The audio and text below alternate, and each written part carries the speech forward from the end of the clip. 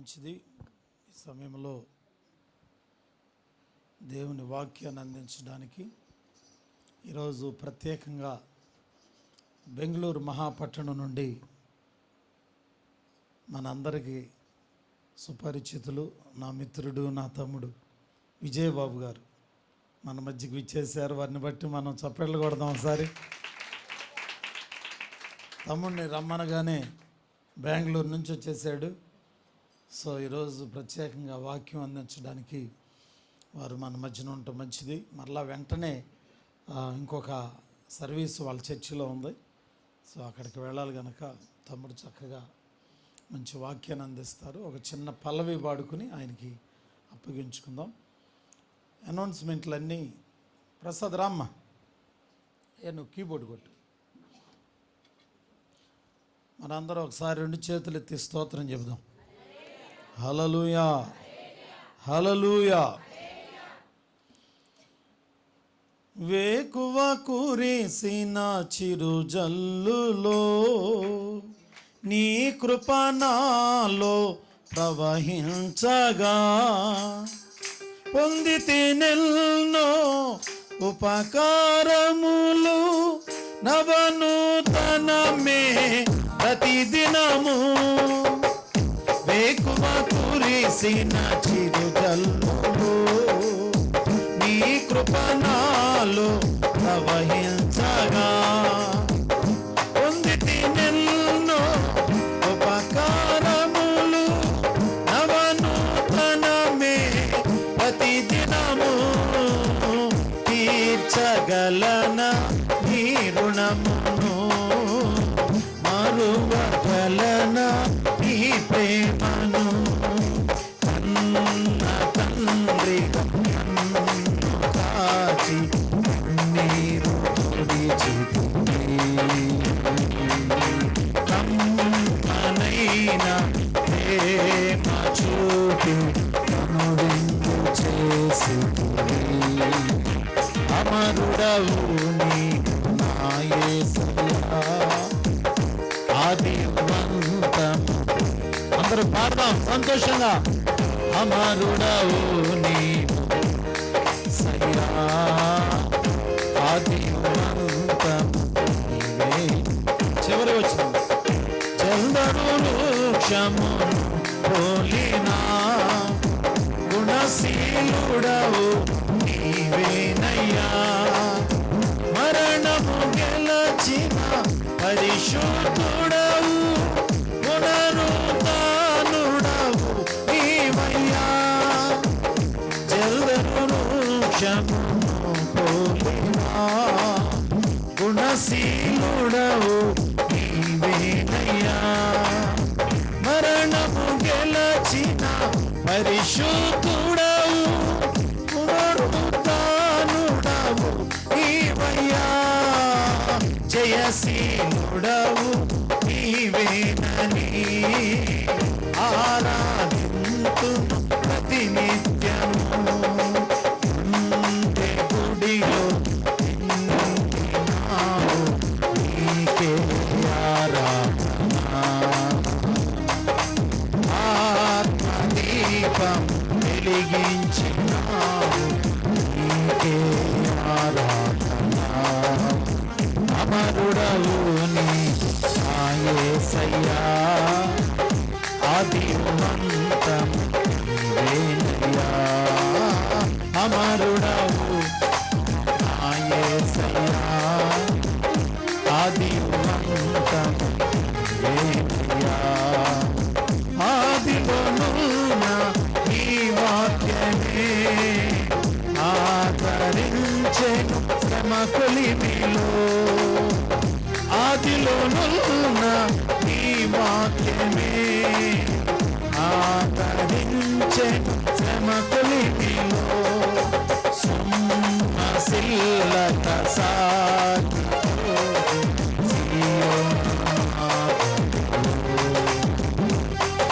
స్తోత్ర గీతం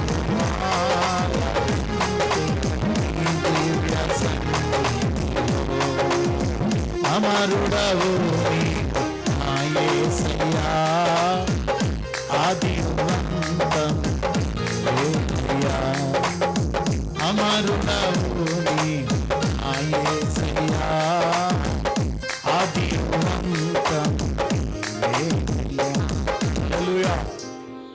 తడువు చేయకుండా ఈరోజు మంచి వాక్యాన్ని అందించడానికి, మరి చక్కని వాక్యం అందించడానికి మన మధ్య దైవజనులు విజయబాబు గారిని ప్రేమతో ఆహ్వానిస్తున్నాం. వారిని చప్పట్లు కొట్టి మరోసారి వేదిక మీదకి రావాల్సిందిగా ఆహ్వానిస్తున్నాం. మనకు మంచి సందేశాన్ని అందిస్తారు.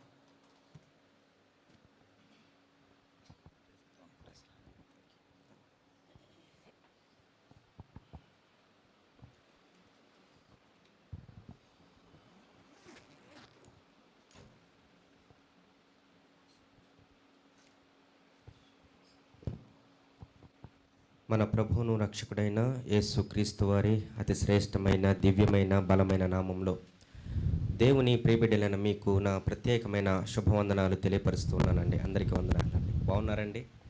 మరలా మిమ్మల్ని చాలా కాలం తర్వాత కలుసుకోవడానికి దేవుడిచ్చిన ఈ సమయాన్ని బట్టి నేను దేవుడిని ఎంతగానో స్తుతిస్తూ ఉన్నాను. అలాగే ఈ సమయాన్ని ఇచ్చిన సంఘ దైవజనులకు, అన్నయ్య గారికి నా ప్రత్యేకమైన వందనాలు తెలియపరుస్తూ ఉన్నానండి. ప్రార్థన చేసుకుందాం. ప్రార్థన చేసుకొని ప్రభు యొక్క మాటలు వినడానికి మళ్ళీ మనము సిద్ధపరచుకుందాం.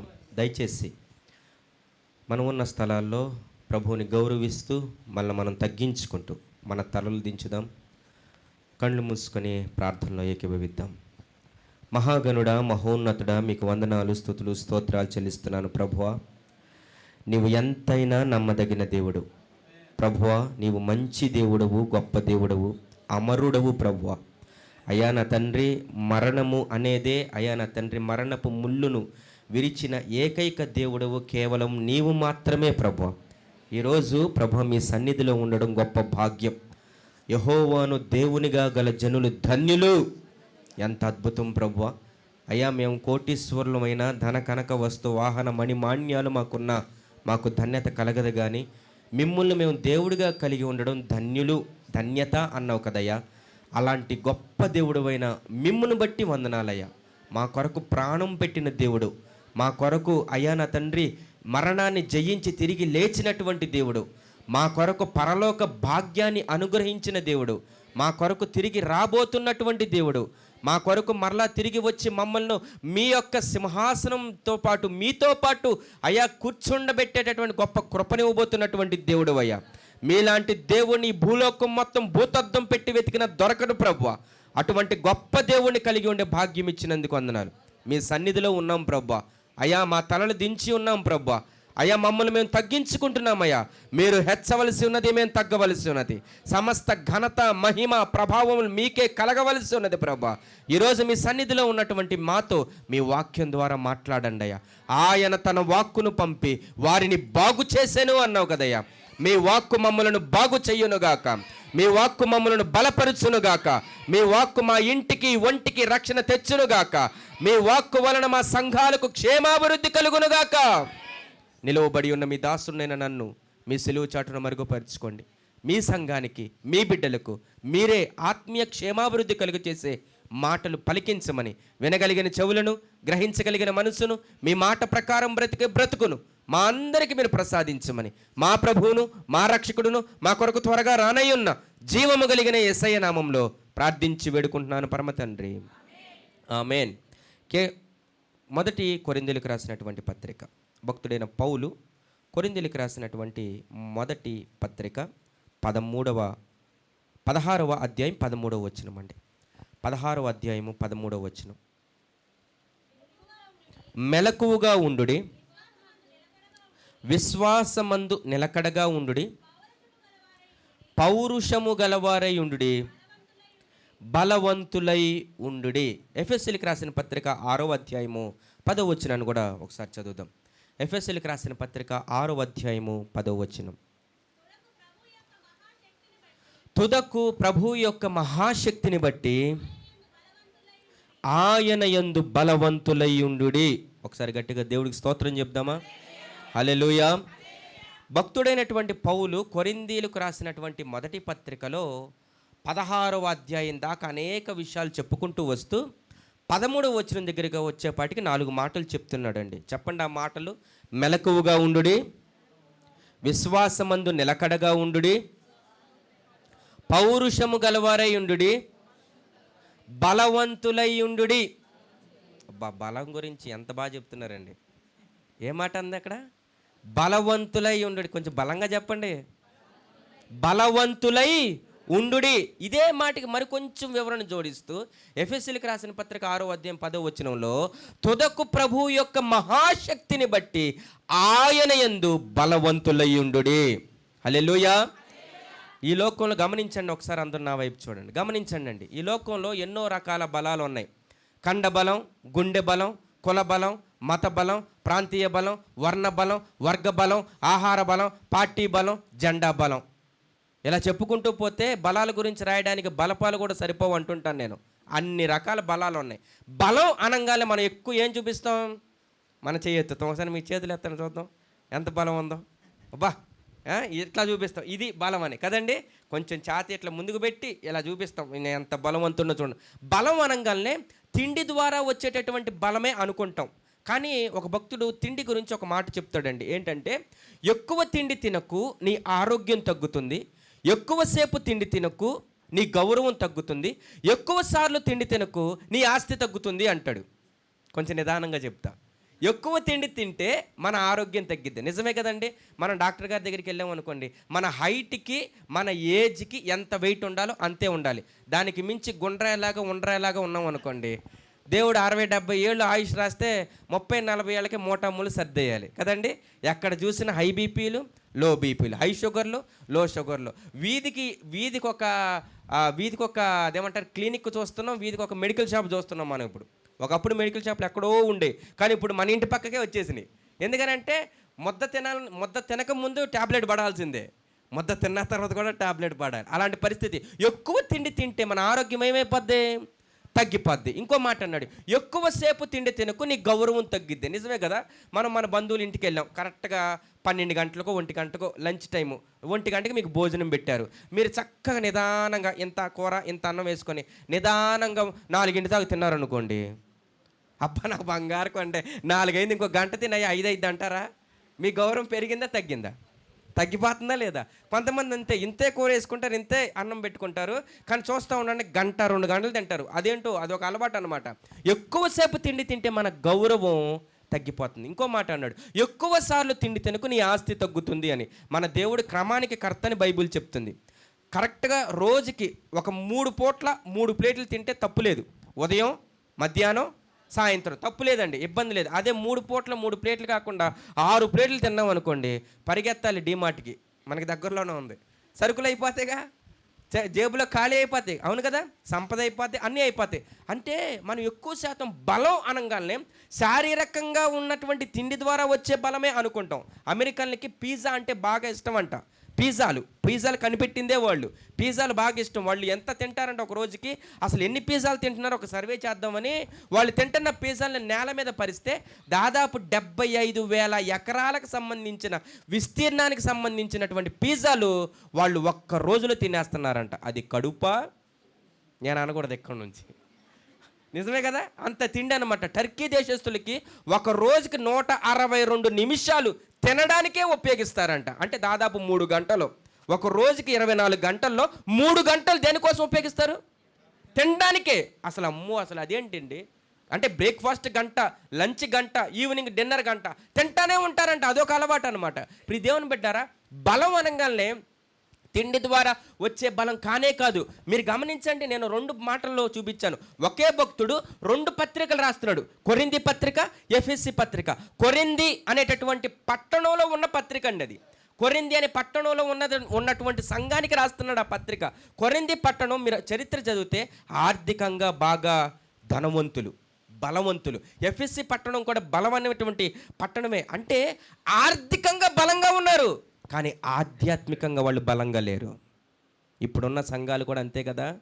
పెద్ద పెద్ద సిటీల్లో ఉంటున్నాం, పెద్ద పెద్ద ప్రదేశాల్లో ఉంటున్నాం, మంచి సుందరమైన అందమైన సంఘాల్లో కూర్చుంటున్నాం, అన్నీ బాగున్నాయి, కానీ ఆధ్యాత్మికంగా బలం మాత్రం కొరవడింది. అందుకే భక్తుడైనటువంటి పౌలు కొరింథీలో ఉన్న సంఘానికి, ఎఫెసులో ఉన్న సంఘానికి మీరు బలవంతులై ఉండుడి. హల్లెలూయా, హల్లెలూయా. ప్రియదేవుని బిడ్డలారా, బలం గురించి మాట్లాడుకుంటున్నాం మనం. అసలు ఎవరు బలవంతులో ఒక మాటను చూద్దాం. కీర్తనల గ్రంథము 93వ కీర్తన 4వ వచనం. కీర్తనల గ్రంథం 93:4. త్వరగా తీయండి, త్వరగా చదవండి. 93:4. విస్తార జలముల ఘోషల కంటెను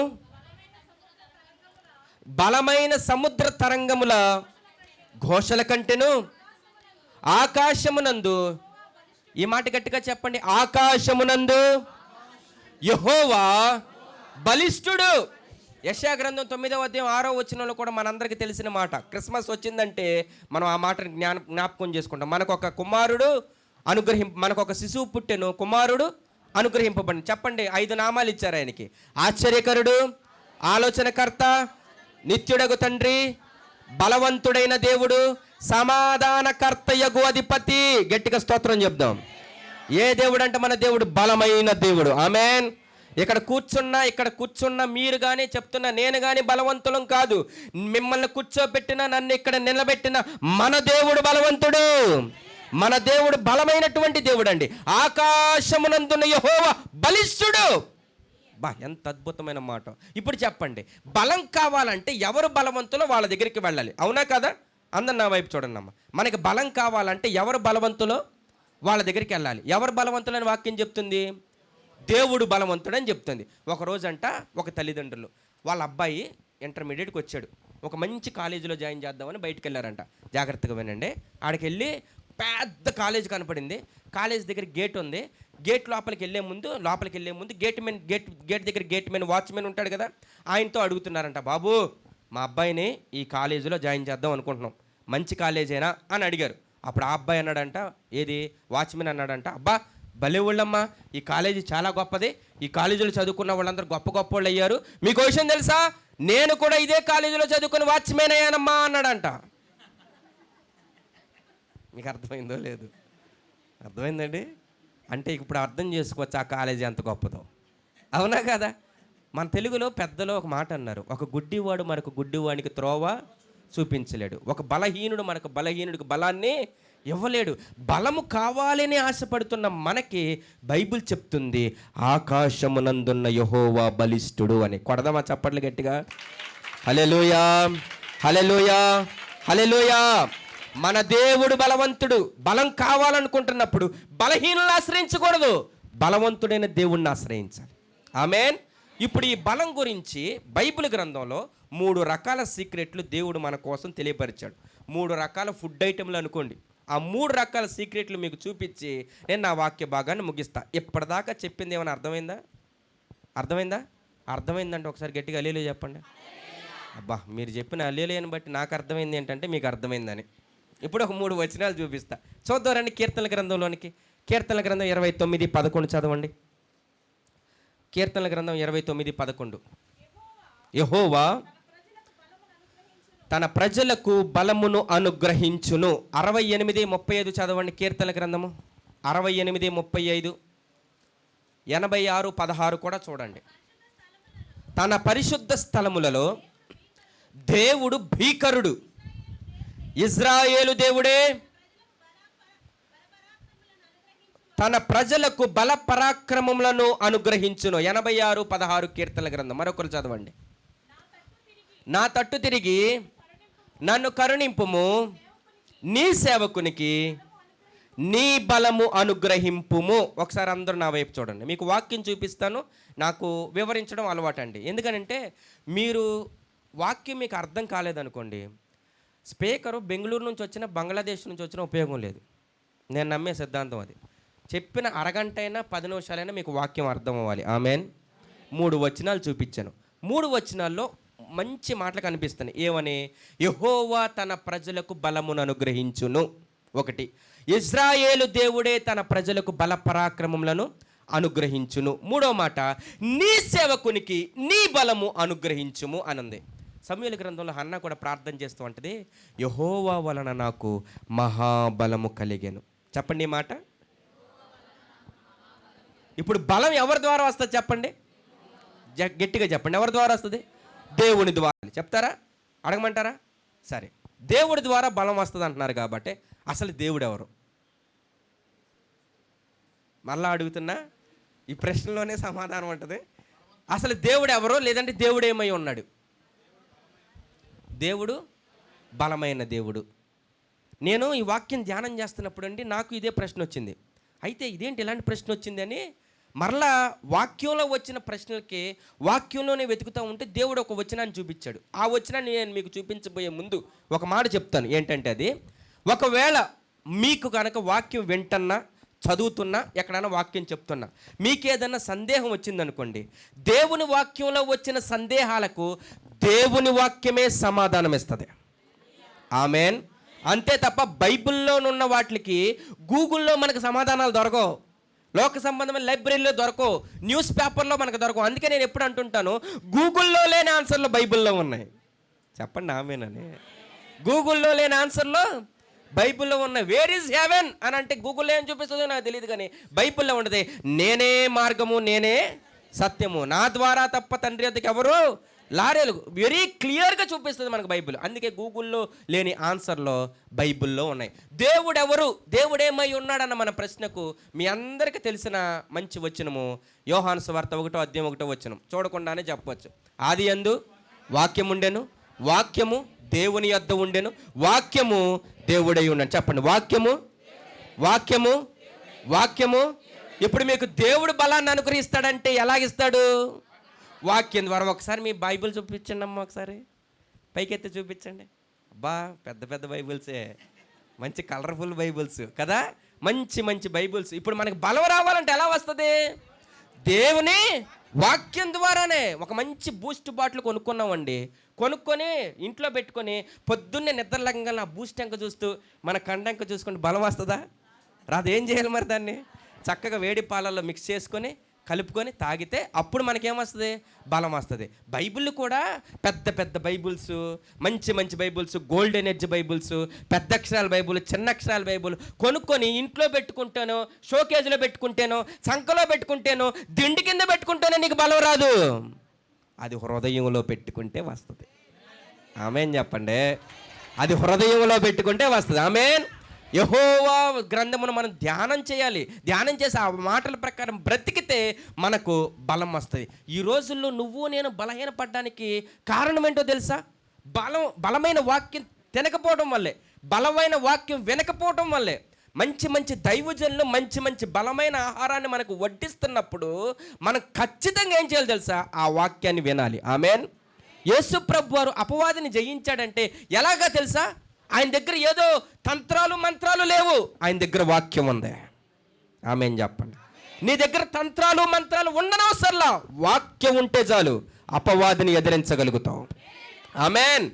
మనుషుడు రొట్టె వలన మాత్రము కాదు కానీ దేవుని నోట నుండి ప్రతి మాట వలన మనుషుడు ఏం చేస్తాడంట? జీవిస్తాడు. బ్రతికించే వాక్యం దేవుని వాక్యం, బలపరిచే వాక్యం దేవుని వాక్యం. ఆయన తన వాక్కును పంపి వారిని ఏం చేశాడు? గాయపరచల, బాగు చేశాడు. ఆమేన్. మనుషుల మాటలు మనల్ని గాయపరుస్తాయి, దేవుని మాట మనల్ని బాగుపరుస్తుంది. ఆమేన్. దేవుని బిడ్డలారా, వాక్యాన్ని తక్కువ అంచనా వేయొద్దు. వాక్యం వినేటప్పుడే మనకి ఎప్పుడూ ఉండవండి. ఆరాధన బాగానే చేస్తాం, ప్రార్థన బాగానే చేస్తాం, కానీ వాక్యం అనేటప్పటికీ ఆవాహయామి, ఆవాహయామి ఏంటిదండి? ముందుకి వెనక్కి, ముందుకి వెనక్కి. ఎక్కడ ఉన్నారమ్మా అంటే ఇక్కడేముంటాం, కానీ రింగ్ రోడ్డు చుట్టూ రౌండ్లు వేస్తూ ఉంటుంది మన మైండ్ అంతా కదండి. రామారపాడు రింగ్ అంతా మనమే తిరుగుతుంటాం. ఉండడానికి ఫిజికల్గా ఇక్కడ ఉన్నాం కాబట్టి వాక్యం అనేపాటికి తలకాయ లూపుతారు, అంతా బాగానే ఉంది, అన్నీ బాగానే చెప్తారు, కానీ మన మైండ్ అంతా చికెన్ కూరే, మన మైండ్ అంతా బీరువాలో ఉన్నటువంటి ఆ 10 పైసల మీదే. ఎక్కడెక్కడో ఇక్కడ ఉన్నట్టు ఉంటాం, కానీ ఎక్కడో ఉండదు మన మైండ్ అంతా. అది ఎప్పుడు? వాక్యం ఉన్నటువంటి అరగంట సేపు టైంలోనే. దేవుని బిడ్డలారా, వాక్యాన్ని గట్టిగా వినడం నేర్చుకోండి, ఎక్కువగా చదవడం నేర్చుకోండి, వాక్య ప్రకారం బ్రతకడం నేర్చుకోండి. వాక్యాన్ని ఖడ్గంతో పోల్చారు. ఆమేన్. ఆ ఖడ్గం నీ దగ్గర ఉండునుగాక, ఆ ఖడ్గాన్ని నువ్వు ఉపయోగించుదువుగాక.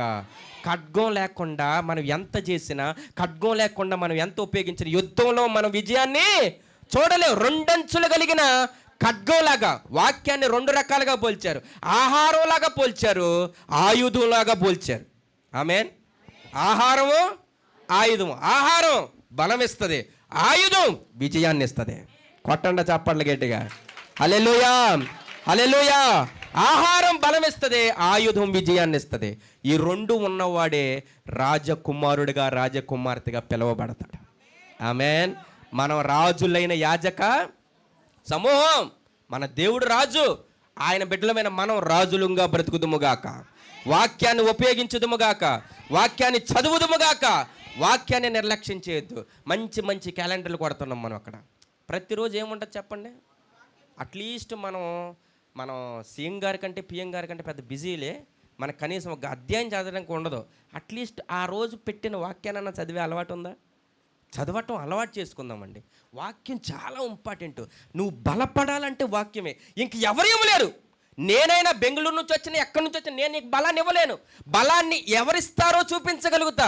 నేను వెళ్ళిపోయిన తర్వాత ఆ వాక్యాన్ని కనుక, అంటే కొంతమంది చదవగలిగిన వాళ్ళు ఉంటారు, చదవలేకపోయినా పర్లేదు. కానీ మీకు ఒక మాట చెప్తాను, మీరు చదవకపోయినా పర్లేదు, వినండి. వినుట వల్ల ఏమొస్తుందంట? గట్టిగా చెప్పండి. వినుట వలన, ఇప్పుడు దానికి ఆపోజిట్ మీరే చెప్పండి. వినకపోతే చెప్పండి. ఒకవేళ నువ్వు అవిశ్వాసంగా ఉండడానికి కారణం ఏంటి? వింటల్లా, వినాల్సింది వింటల్లా. నువ్వు ఎంత ఎక్కువగా వాక్యం వింటావో అంత ఎక్కువగా బలపడతావు. ఆమేన్. ఇప్పుడు చెప్పండి, మనకు బలం ఎలా వస్తుంది? వాక్యం ద్వారా. రెండో మాటను చూపించేస్తాను. కీర్తనల గ్రంథంలోనికి రండి దయచేసి అందరూ. కీర్తనల గ్రంథం 94వ కీర్తన 18వ వచనం. 94:18 త్వరగా చూద్దాం. 94:18. నా కాలు జారనని నేను అనుకొనగా, యెహోవా నీ కృప నన్ను బలపరుచుచున్నది. తిమోతికి రాసిన 2వ పత్రిక 2వ అధ్యాయం 1వ వచనం కూడా చూడండి. తిమోతికి రాసిన 2వ పత్రిక 2వ అధ్యాయము 1వ వచనం. క్రీస్తు యేసునందున్న కృపచేత బలవంతుడవు కమ్ము. ఒకసారి నా వైపు చూడండి అమ్మ, మీకు 2 మచ్చినచ్చలు చూపించాను. నా కాలు జారినని నేను అనుకొనగా, యెహోవా నీ కృప నన్ను ఏం చేస్తుంది? బలపరుచుచున్నది. ఇప్పుడు చెప్పండి, వాక్యం ద్వారా బలం, కృప ద్వారా బలం. చెప్పండి ఈ 2 మాటలు. కృప ద్వారా బలం. ఇప్పుడు మిమ్మల్ని అందరం మాట్లాడుతాం, కృప అంటే ఏంటి? గ్రేస్ అంటారు. అమ్మ కృపమ్మ, గ్రేస్ అమ్మ ఎవరైనా ఉంటే కనుక ఏమనుకోకండి, మీ పేరుకున్న అర్థాన్ని ఇప్పుడు మనం డిస్కవర్ చేయబోతున్నాం, కనిపెట్టబోతున్నాం. కృప అంటే ఏంటి అర్థం? దేవుని కాపుదల. ఇంకా కృప అంటే క్షేమం. కృప అంటే ఇదే అనడానికి మనకి ఎక్కడ బైబిల్లో కనపడదు. కానీ బైబిల్ని బాగా ధ్యానం చేసిన పండితులు ఒక స్టేట్మెంట్ చెప్పారు. ఏంటంటే అది, కృప అంటే అర్హత లేని వ్యక్తులకు అర్హతను ఇవ్వడమే కృప. ఇంకా మీకు ఒక మాట చెప్తా. దేవుని సన్నిధిలో ఉన్న మన అందరం దేవుని వాక్యం వినడానికి, దేవుని వాక్యం చెప్పడానికి, నాకైనా మీకైనా అర్హతలు ఏమైనా ఉన్నాయా?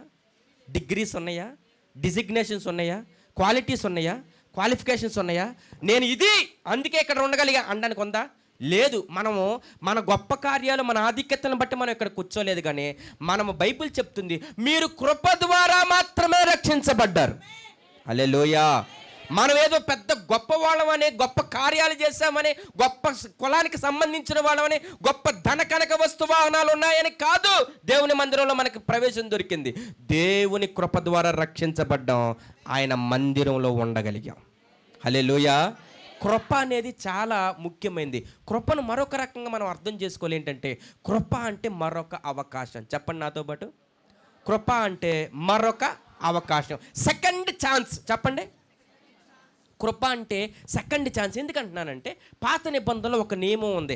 రక్తానికి రక్తం, ప్రాణానికి ప్రాణం, కంటికి కన్ను, పంటికి పన్ను. అప్పట్లో ఒక చిన్న తప్పు చేసామనుకోండి, తెలుసో తెలియకో దేవుని ఉగ్రత అప్పటికప్పుడు దిగిపోయేది. మనం చూసామా లేదా? బైబిల్లో చూసాం. కానీ ఇప్పుడు కొత్త నిబంధనలో ఉన్న మనం తెలుసో తెలియకో ఎక్కడన్నా తప్పు చేస్తే, ఎక్కడన్నా ఏదైనా తప్పు చేస్తే మనకి దేవుని ఉగ్రత దిగుతుందా? చెప్పండి. దిగుతుందా? దిగట్లా. ఎందుకనంటే తెలుసా, దీనిని కృపాయుగము అన్నారు.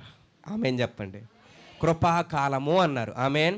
దీపముండగానే ఇల్లు, మనకు ఒక మంచి పాటగా ఉంది కదా, దీపముండగానే ఇల్లు చక్కబెట్టుకో, ప్రాణముండగానే నీవు ప్రభుని నమ్ముకో, యేసే నిజ దేవుడు నిత్య జీవమిస్తాడు, మరణమైన జీవమైన నిన్ను విడువడు. పడదాం. యేసే నిజ దేవుడు నిత్య జీవమిస్తాడు, మరణమైన జీవమైన నిన్ను విడువడు. కొంతసేపు కన్నబడి కొంతలోనే మాయమయ్యే ఆవిరి వంటిదిరా ఈ జీవితం, లోక లోకాదేది శాశ్వతం, లోకాదేది శాశ్వతం. హల్లెలూయా, హల్లెలూయా. కొంతసేపు కనబడి అంతలోనే మాయమయ్యే ఆవిరి వంటి జీవితం. నిజంగా చెప్తున్నాను, ఈరోజు మనం బలవంతులమే, రేపు ఎలా ఉంటామో మనకు తెలియదు, మన బలం ఎలా ఉంటుందో మనకు తెలియదు. దేవుని వాక్యం ఎంత స్పష్టంగా చెప్తుందో, దీపం ఉండగానే ఇల్లు చక్కబెట్టుకో, ప్రాణం ఉండగానే నీవు ప్రభుని నమ్ముకో. యేసు ప్రభు ఈ భూలోకానికి మొదటిసారి వచ్చినప్పుడు, ఇదిగో లోక పాపములు మోసుకొని పోవు దేవుని గొర్రెపిల్లగా వచ్చాడు. ఆయన రెండోసారి రాబోతున్నాడు, యూదా గోత్రపు కొదమ సమూహలాగా రాబోతున్నాడు. హల్లెలూయా, హల్లెలూయా. కాబట్టి ప్రియ దేవుని బిడ్డలారా, కృప ఉన్నప్పుడే మనము దేవుని సన్నిధిలో నిలబడుదుముగాక. భక్తుడు అన్నాడు కదా, యెహోవా నా కాలు జారెనని నేను అనుకొనగా యెహోవా నీ కృప నన్ను బలపరుచుతున్నది. ఆమేన్. మనకు కూడా అంతే కదండి, ఒక్కోసారి కాలు జారిద్ది, నోరు జారిద్ది, చెయ్యి జారిద్ది, అన్నీ జారుతాయి కదా, అన్నీ జారుతాయి. సమయాన్ని బట్టి మనకు అన్నీ జారిపోతూ ఉంటాయి. మరి అట్లా జారుతున్నప్పుడు మనల్ని బిగించేది ఏంటో తెలుసా? దేవుని కృపే. ఆమేన్. ఒకవేళ నువ్వు జారిపోయావు కదా అని నిన్న ఆయన ఇంకా వదిలేశాడు అనుకోండి, ఆ లూజ్ అయింది కాస్త ముక్కలైపోద్ది. నువ్వు ఇంకా పట్టబడుతున్నావంటే, నువ్వు ఇంకా బలపరచబడుతున్నావంటే, ఈరోజు ఈ మాట నువ్వు వింటున్నావంటే, ఆన్లైన్ ద్వారా ఆఫ్లైన్ ద్వారా నువ్వు ఎక్కడ తప్పిపోతున్నా నిన్ను కనిపెట్టుకుంటూ నిన్ను బలపరుస్తున్నా, నిన్ను బిగిస్తున్నా, నిన్ను బాగు చేస్తున్నా దేవుని కృపను బట్టే. హల్లెలూయా. నువ్వు ఏ విషయంలో బలహీనంగా ఉన్నావో నాకు తెలియదు, కానీ ప్రభువు యొక్క కృపను బట్టి నువ్వు బలవంతుడు కావాలి. సమయం ఉందని అనుకోవద్దు. దీపం ఉండగానే ఇల్లు చక్కబెట్టుకో. కృప ఈ రోజు ఉంటుంది, కానీ రానున్న రోజుల్లో కృప కనుమరుగైపోద్ది. ఎండలు చూడండి, ఎంత మార్చి నెల జస్ట్ మొదలైంది అంతే. రానున్న రోజుల్లో ఒకప్పుడు ఎండలంటే ఏప్రిల్లో మే మాసం అనుకునేవాళ్ళం. ఇప్పుడు చూసారా, ఫిబ్రవరి నుంచే మొదలు పెట్టేస్తున్నాయి. దేవుని కృప కొంచెం కొంచెం కొంచెం కొంచెం ఏమైపోతుందో తెలుసా? తగ్గుతుంది. ఎందుకో తెలుసండి, మనుషుల పాపం కొంచెం కొంచెం కొంచెం పెరిగిపోతుంది. మనుషుల పాపం పెరిగిపోతున్నప్పుడు దేవుని కృప చూపించి చూపించి చూపించి ఇక అదేమైపోద్దంటే సమయానుకూలంగా తగ్గిపోతుంది. ఆ తర్వాత అంతా అయిపోయాక అయ్యో అన్న అమ్మ అన్న ఉపయోగం లేదు. కృప ఉన్నప్పుడే నువ్వు బలపడాలి. ఆమేన్ చెప్పండి. కృప ఉన్నప్పుడే మందిరానికి రావాలి. కృప ఉన్నప్పుడే దేవుని స్తుతించాలి. కృప ఉన్నప్పుడే బలపరచబడాలి. కృప ఉన్నప్పుడే దేవునికి సాక్షిగా నువ్వు నిలబడాలి. ఆమేన్. 2 విషయాలండి, వాక్యం ద్వారా బలం, కృప ద్వారా బలం. 3వ చూపించి ముగించేస్తాను. లూకా సువార్త 4వ అధ్యాయము 14వ వచనం. బైబిల్ గ్రంథం ఉన్న వాళ్ళందరూ ఓపెన్ చేయండి. లూకా 4:14. దయచేసి అందరూ ఓపెన్ చేయండి ఈ మాటను. లూకా సువార్త 4:14. వీలైతే అందరూ చదువుతారు ఆ మాటను. అప్పుడు యేసు ఆత్మబలముతో గలిలయకు తిరిగి వెళ్ళాడు. మళ్ళా చదవండి. అప్పుడు యేసు గలిలయకు, మూడోసారి కూడా చదవండి. నాతో పాటు ఈ మాట చెప్పండి. అప్పుడు యేసు, బయట ఉన్న వాళ్ళు కూడా, అప్పుడు యేసు ఆత్మబలముతో గలిలయకు తిరిగి వెళ్ళెను. అప్పుడంటే ఎప్పుడు? అప్పుడంటే ఒకప్పుడు అయ్య గారు కానివ్వండి, ఇంక ఇప్పుడు ఎందుకు అంటారా? అప్పుడంటే ఒకప్పుడని కాదండి. అప్పుడంటే ఎప్పుడంటే ఆ పై వచనాలు చదివినప్పుడు. యేసు ప్రభు వారు సేవలోకి వెళ్ళబోయే ముందు బాప్తిసం తీసుకున్న వెంటనే ఆయన ఎన్ని రోజులు ఉపవాసం చేశాడండి? చూడండి, ఎన్ని రోజులు? 40 రోజులు ఉపవాసం చేశారు. 40 రోజులు ఉపవాసంలో గడిపాక ఆయన అపవాది చేత శోధించబడి ఆ తదుపరి గలిలయలోకి వెళ్ళబోయే ముందు రాయబడిన మాట, అప్పుడు యేసు ఆత్మబలముతో గలిలయకు తిరిగి వెళ్ళను. ఒకసారి నా వైపు చూడండి అందరూ కూడా. అమ్మ, మిమ్మల్ని అడుగుతా, ఒక మాట చెప్పండి. 40 రోజులు మీరు అన్నం నీళ్లు తీసుకోకుండా గట్టిగా ఉపవాసం ఉన్నారు. 41వ రోజు మీరు బయటికి వెళ్తే ఎలా వెళ్తారు చెప్పాలి? ఫస్ట్ ఆఫ్ ఆల్ అసలు మనం బయటికి వెళ్ళాం. ఏం కావాలంటే ఆర్డర్ చేసుకుంటాం. అయ్యా జొమాటోలోనో, టమాటోలోనో, స్విగ్గీలోనో, బుగ్గీలోనో, దాంట్లో ఏది కావాలని, ఇప్పుడు వాటర్ బాటిల్ కావాలన్నా వచ్చేస్తున్నాయి కదా, ఫుడ్ కావాలన్నా. అసలు ముందు 40 రోజులు ఉపవాసం ఉన్న వ్యక్తి 41వ రోజు బయటికి వెళ్ళనే వెళ్ళాడు. అవునా? ఎందుకని? నీరసం. మరి యేసు ప్రభు 40 రోజులు ఉన్న తర్వాత ఆయన గలిలీకి ఎలా వెళ్ళాడంట? నీరసంగా వెళ్ళలా, బలహీనంగా వెళ్ళలా, ఆత్మ బలముతో తిరిగి వెళ్ళాడు. హల్లెలూయా. అందుకే అన్నారు ఉపవాసము అనగా దేవునితో సహవాసము. చెప్పండి, ఉపవాసం అంటే ఏంటండి? దేవునితో సహవాసము. ఇప్పుడు దేవుడు బలవంతుడని మనం వాక్యంలో చూసాం కదా. బలవంతుడైన దేవుడితో మనం సహవాసం చేస్తే మనం ఏమవుతాం?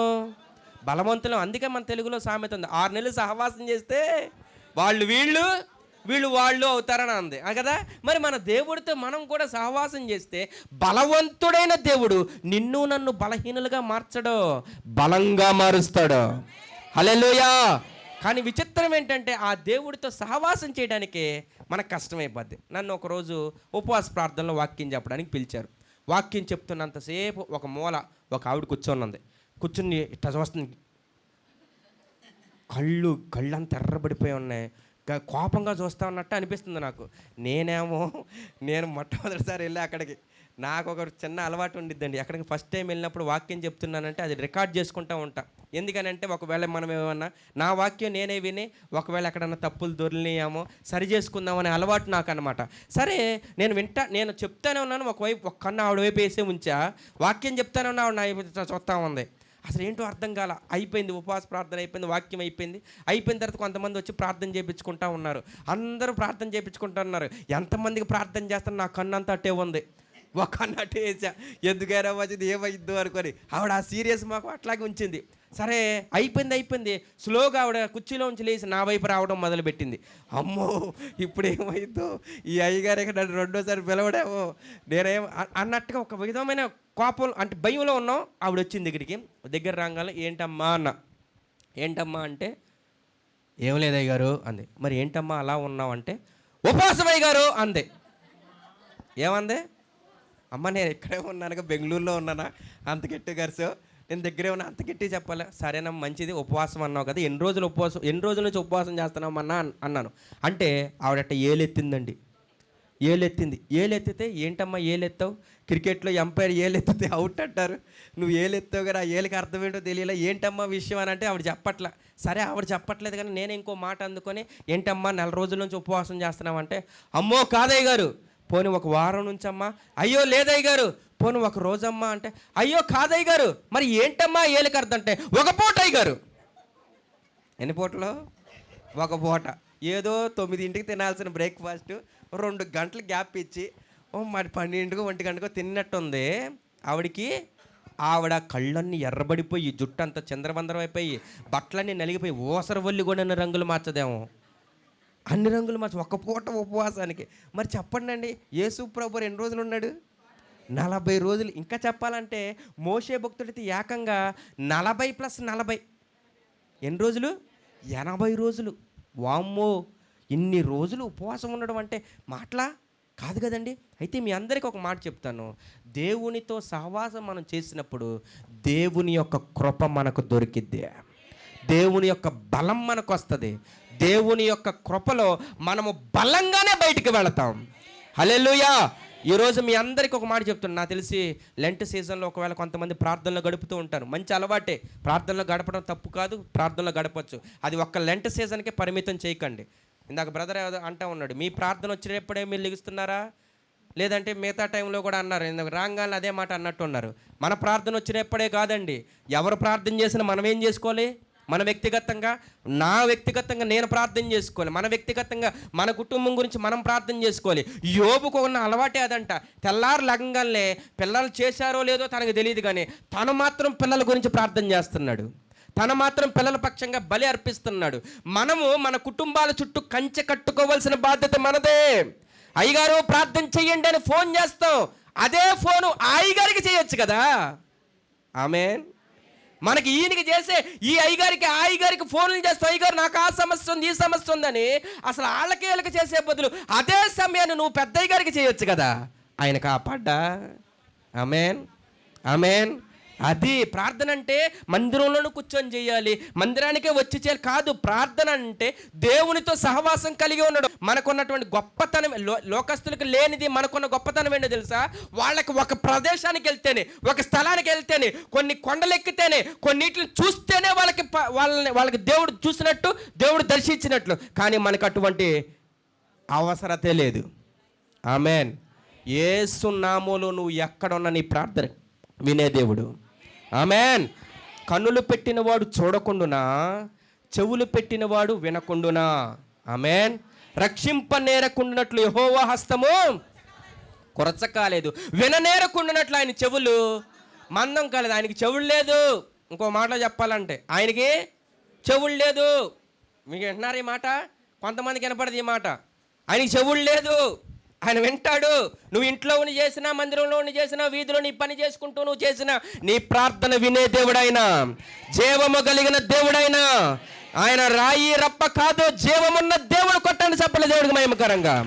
హల్లెలూయా, హల్లెలూయా. మన దేవుడితో మనము సహవాసము చేయుదుముగాక, మన దేవుడితో మనం మాట్లాడుదుముగాక.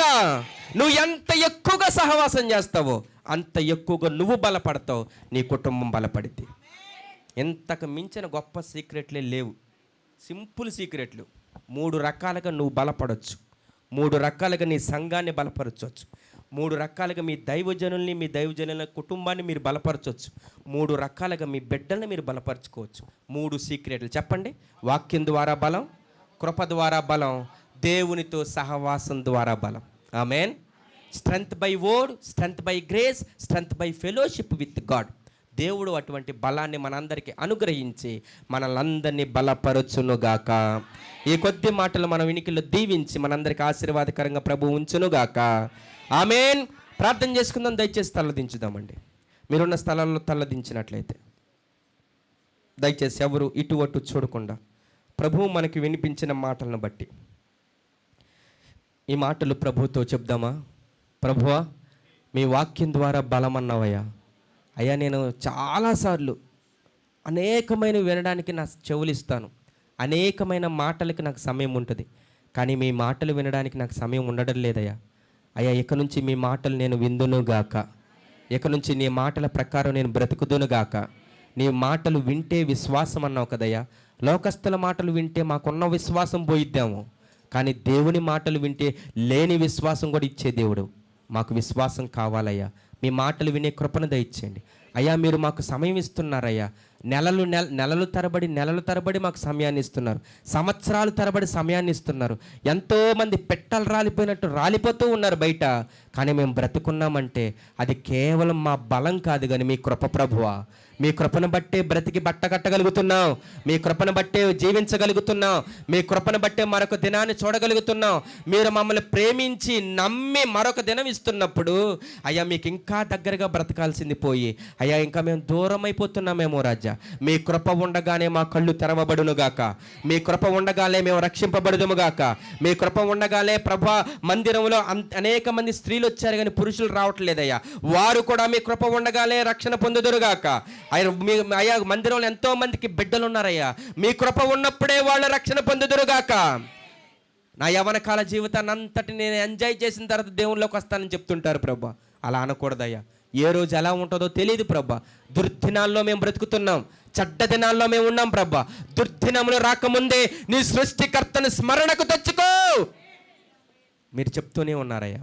అయ్యా, మేము సమయం ఉండగానే, దీపం ఉండగానే ఇల్లును చక్కబెట్టుకునే బుద్ధిమంతులమైన కన్యకుల్లాగా మేము ఉందముగాక, బుద్ధిమంతులంగా మేము ఉందముగాక, జ్ఞానవంతులంగా మేము ఉందముగాక, బలవంతులంగా మేము ఉందముగాక.